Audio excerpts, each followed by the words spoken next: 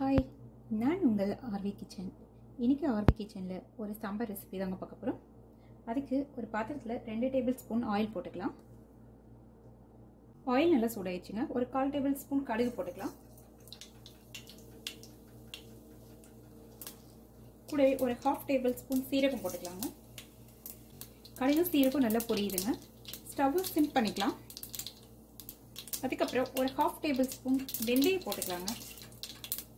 வெந்தயம் போடும்போது ஸ்டவ்வை வந்து சிம் பண்ணிக்கோங்க, இல்லைன்னா சீக்கிரமாக கருகிடும்.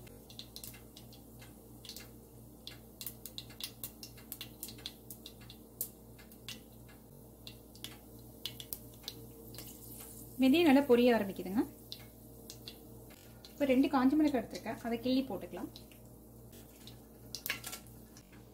கூடவே மீடியம் சைஸ் ஒரு பெரிய வெங்காயம் கட் பண்ணி வச்சுருக்கேன், அதை ஆட் பண்ணிக்கலாங்க.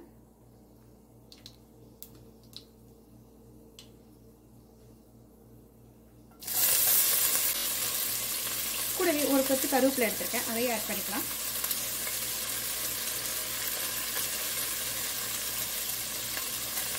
நாலஞ்சு பல்லு பூண்டு எடுத்து 1-2 கட் பண்ணி வச்சுருக்கேங்க, அதை ஆட் பண்ணிக்கலாம். இதெல்லாம் நல்லா வதக்கிக்கலாங்க. பாருங்க, வெங்காயம் நல்லா வதங்கிடுச்சு. இப்போ நான் ஒரு மீடியம் சைஸ் தக்காளி எடுத்து கட் பண்ணி வச்சுருக்கேன், அதையும் ஆட் பண்ணிக்கலாங்க. இதையும் ஒரு 2 நிமிஷம் நல்லா வதக்கிக்கலாங்க. தக்காளி போட்டு ஒரு 2 நிமிஷம் ஆயிடுச்சுன்னா நல்லா வதங்கிடுச்சு பாருங்கள். இப்போ காய்கறி ஆட் பண்ணிக்கலாங்க.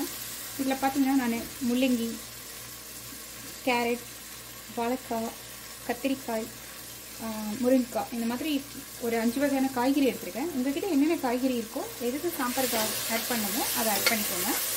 இது எல்லாத்தையும் சேர்த்து ஆட் பண்ணிக்கலாங்க. இதை நல்லா மிக்ஸ் பண்ணிக்கலாங்க. இந்த காய்க்கு தேவையான சால்ட் இப்போவே ஆட் பண்ணிக்கலாங்க. ஒரு 1/2 டேபிள் ஸ்பூன் சால்ட் ஆட் பண்ணிக்கலாம்.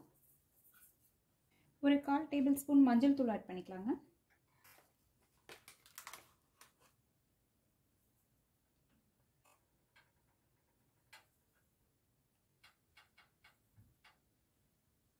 கூடவே இந்த சாம்பாருக்கு தேவையான பெருங்காயத்தூள் ஆட் பண்ணிக்கலாங்க.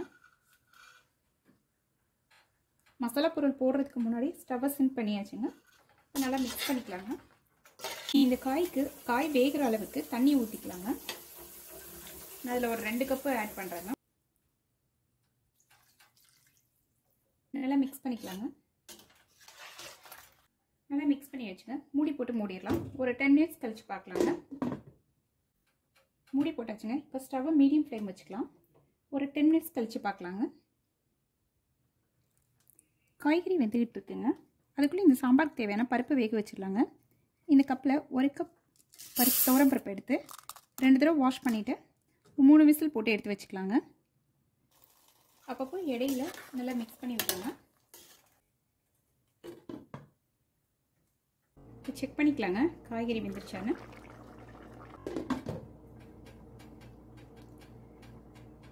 காய்கறி ஆட் பண்ணி 15 மினிட்ஸ் ஆயிடுச்சுங்க. காய் நல்லாவே குக் ஆயிடுச்சு.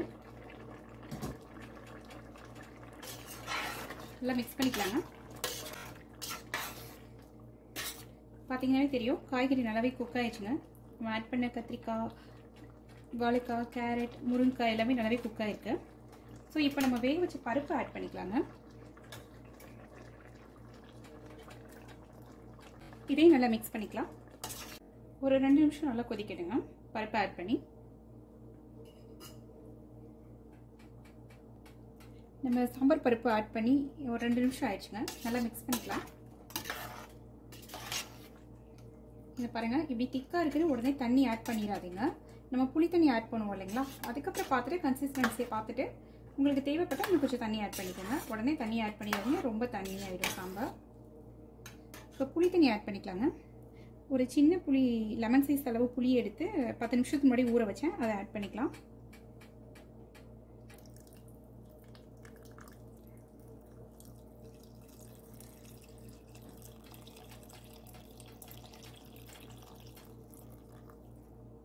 இதெல்லாம் மிக்ஸ் பண்ணிக்கலாங்க. புளித்தண்ணி ஊற்றி ரொம்ப நேரம் கொதிக்க வேண்டாம், ஒரு கொதி வரட்டும். அதுக்கப்புறம் இப்போ பார்த்தீங்கன்னா சாம்பாருக்கு புளித்தண்ணி ஊற்றி ஒரு கொதி நல்லா கொதி வந்துருச்சுங்க. இப்போ வந்து நம்ம ஃபைனலாக கொஞ்சம் கொத்தமல்லி ஆட் பண்ணிக்கலாங்க. ஸ்டவ் ஆஃப் பண்ணிடலாங்க. அவ்வளோதாங்க, சாம்பார் ரெடி ஆயிடுச்சு. பாருங்க.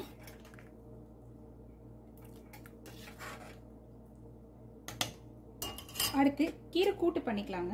இன்னைக்கு நான் பாலக்கீரை தான் எடுத்திருக்கேன். அந்த கூட்டு பார்த்துக்கலாம். கீரை கூட்டு பண்ணுறதுக்கு முதலில் நான் பருப்பு எடுத்து வேக வச்சு வச்சுட்டேங்க. இந்த பருப்பில் கொஞ்சம் மஞ்சத்தூள், 2 பல்லு பூண்டு போட்டிருக்கேன். இப்போ 2 டேபிள் ஸ்பூன் ஆயில் போட்டுக்கலாங்க.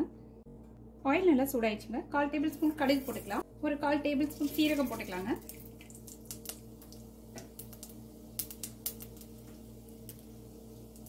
ஒரு காஞ்ச மிளகாய் எடுத்து கிள்ளி போட்டுக்கலாங்க.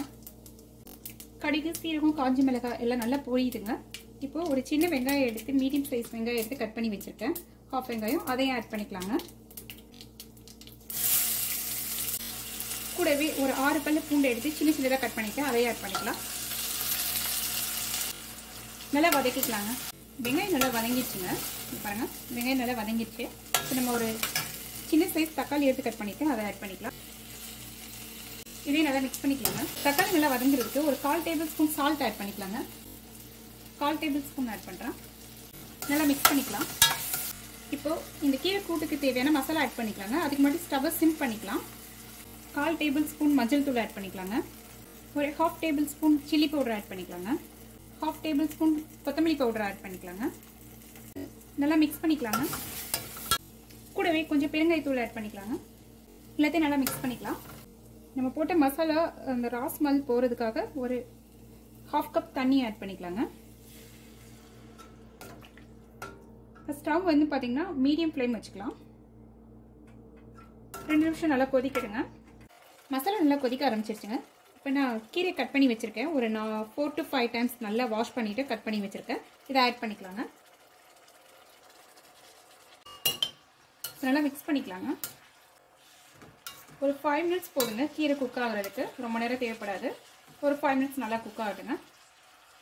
தண்ணி எதுவும் ஆட் பண்ண வேண்டாங்க. தண்ணி எதுவும் நம்ம ஆட் பண்ண தேவையில்லை. நம்ம ஆட் பண்ண மசாலாவில் இருக்க தண்ணியே போதும். கீரையிலேருந்து கொஞ்சம் தண்ணி விடும். ஸோ அதிலே குக் ஆகுதுங்க. ஒரு 5 மினிட்ஸ்க்கு அப்புறம் நம்ம வேக வச்ச பருப்பை ஆட் பண்ணிக்கலாங்க. கீரை நல்லா குக் ஆயிடுச்சுங்க. இப்போ பருப்பை ஆட் பண்ணிக்கலாம். பருப்பை ஆட் பண்ணிட்டு நல்லா மிக்ஸ் பண்ணிக்கலாங்க. ஃபைனலாக இல்லை ஒரு 1/2 டேபிள் ஸ்பூன் கீ ஆட் பண்ணிக்கலாங்க. அவ்வளோதான், கீரை கூட்டு ரெடி ஆயிடுச்சு. இதே மாதிரி நீங்களும் ட்ரை பண்ணி பாருங்கள். ட்ரை பண்ணி பார்த்துட்டு எப்படி வந்து கமெண்ட் பண்ணுங்கள். லைக் பண்ணுங்கள், ஷேர் பண்ணுங்கள், சப்ஸ்கிரைப் பண்ணுங்கள். தேங்க்யூ, பாய்.